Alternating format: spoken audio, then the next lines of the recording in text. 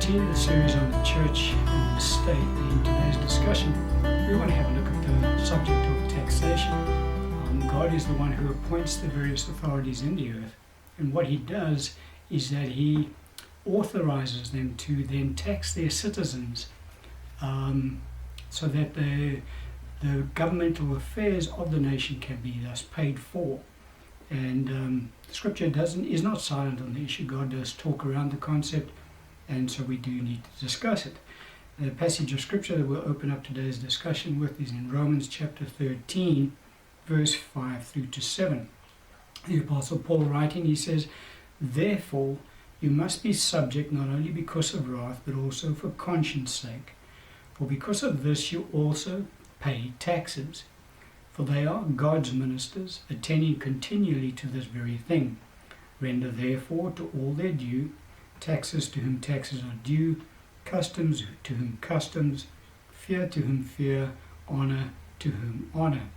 And so very clearly, God is the one who appoints the authorities in the earth, and God has ordained that those authorities can raise revenue from their citizens in the form of taxes. The Apostle Paul admonishes the saints to pay their taxes because of the service that they render to the nation. And obviously the saints enjoy those self-same services, and that's one of the reasons why we pay taxes. But Paul also talks about the fact that we pay taxes because of conscience sake. Now, our Lord had an interesting encounter with regards to taxes. He also paid taxes as well.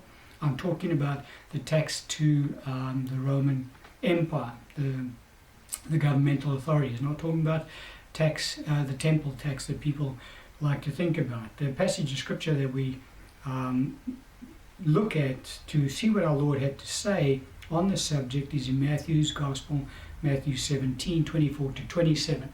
Now, in that passage of Scripture, there's an italicized phrase, or word that is put in there when it talks about tax, and the word temple is added in. It's italicized, which means that wasn't ever part of the original text.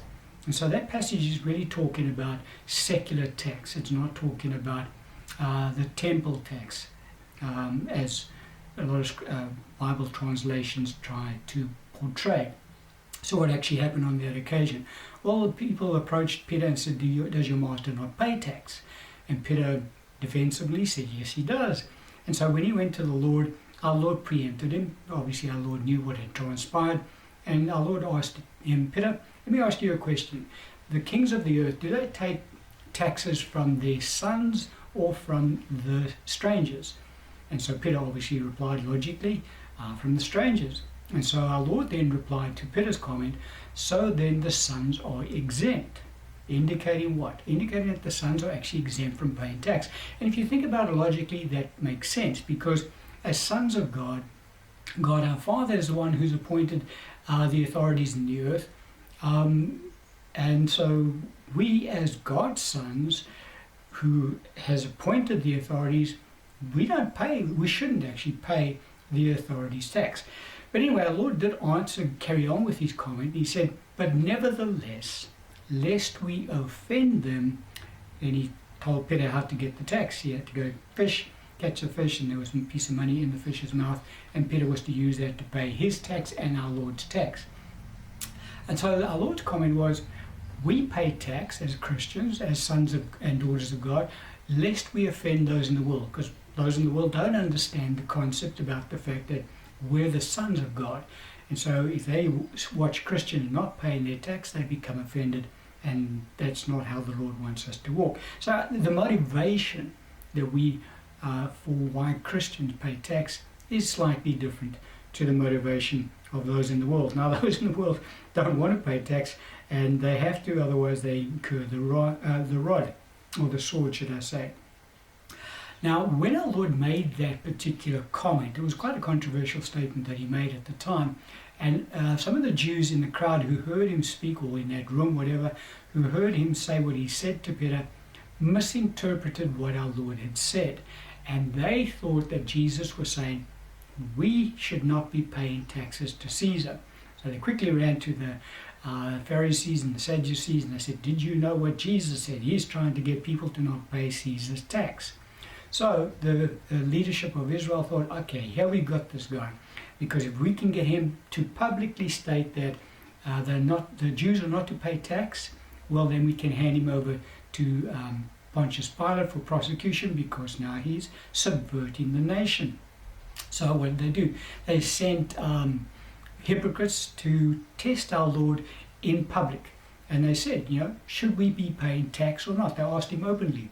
So our Lord obviously perceived, he knew exactly their hypocrisy, so he said, show me a denarius. And they showed him the denarius, and that's in Matthew's Gospel, Matthew 22:15 to 22 is the account. And he holds the coin, he said, whose inscription is this? And everybody answers, it's Caesar's inscription. And so our Lord obviously replies, he said, render to Caesar that which is Caesar, and to God that which is God's. So our Lord was obviously just dealing with the situation, because Jesus knew what the intention was. So he didn't fall for the trap, so to speak. However, that particular stigma, if you want to call it that, stayed with the Lord all the way through his ministry, in that the Jews were convinced that Jesus was encouraging the people of Israel not to pay taxes to Caesar. And so even at the end of our Lord's time on the earth, part of the charges that they laid against him in front of Pontius Pilate is that he was subverting the nation, in that he was encouraging the Jews not to pay taxes to Caesar. And then we pick up in Luke's Gospel, Luke chapter 23, verse 2. So that misunderstanding, well, I suppose they did misunderstand our Lord's comment. We as Christians do understand it, but that kind of stuck with him, and they were determined to use that as part of his prosecution. So we are to pay tax. God is the one that places the authorities in the earth. He ordains that they can raise taxes from their citizens. As sons of God, we pay taxes lest we offend the people in the earth, and we don't want to do that because we walk in love. So our motivation is different, but nevertheless we also pay tax. So how much tax does God deem adequate for a government to levy from its citizens? God spoke around this concept as well. We pick it up in Genesis chapter 47, verse 23 and 24. Scripture says, then Joseph said to the people, indeed I have bought you and your land this day for Pharaoh. Look, here is seed for you, and you shall sow the land. And it shall come to pass in the harvest that you shall give 1/5 to Pharaoh, 4/5 shall be your own, as seed for your field and for your food, for those of your households, and as food for your little ones. And so the context of this passage is that Joseph was governing Egypt at this time. God had raised him up. If you recall the account, Pharaoh had the dream about the 7 years of plenty and the 7 years of famine. And Joseph interpreted the dream, and so Pharaoh placed Joseph over Egypt as governor. The 7 years of plenty had come and gone. Joseph had stored up the excess grain, and now they were into the 7 years of famine. And what had happened is, over the first couple of years, the Egyptians still had their own livestock and they had their own property. First year they sold their livestock so they could get grain from Joseph, and second year they sold their properties. So now they had nothing, basically. Gets to the end of the period, and Pharaoh owns everything. And so Joseph institutes a taxation. He said, you guys, you can go out there, you can plow your fields and you can sow, but 1/5 of that is to be given to Pharaoh. You can keep 4/5. So this was a godly concept. Obviously Joseph was governing Egypt according to God's principles. He had the wisdom of God to govern that nation. And so we see very clearly that God deems that 20% of a person's income is sufficient tax for a government to conduct the affairs of the nation from a governmental point of view. And so nations that are prepared to govern and tax their citizens at a level of around about 20% will receive the blessing of the Lord on those economies, and their economies will thrive. However, what happens is you do get governments that begin to tax their citizens excessively, and in those nations problems arise, because what happens is that the people in government positions start to become greedy as they try and acquire more and more wealth for themselves, as they increase the taxation in the land.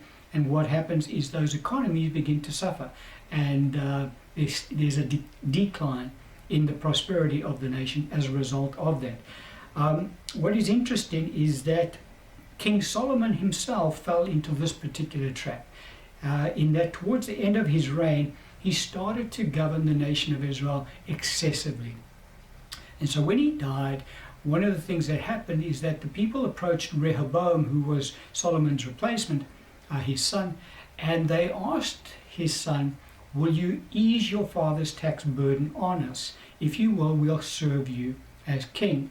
Rehoboam took weird advice, and he came back and said to them, no, I'm actually going to increase your taxes. Now, as a result of that, the children of Israel then seceded from the nation, and so there was a split in the nation. 10 of the tribes left Rehoboam, and they set up their own kingdom, and only 2 of the tribes remained with Rehoboam, which was Judah and Benjamin. The other 10 tribes split, and so the nation was split into 2, and from that point onwards, the majority, the 10 tribes, were named Israel, and the smaller minority tribe, which was named after the larger of the 2 tribes, Judah and Benjamin, was named Judah. And so that caused that split to take place. That all occurred in 1 Kings 12, 1 through to 19. You can read it. When the Jews rebelled against Rehoboam, said, no, we're not going to pay these taxes, he didn't quite understand the concept, and so he took his finance minister out into the nation to collect the taxes. They actually killed his finance minister. He had to flee to Jerusalem for his life.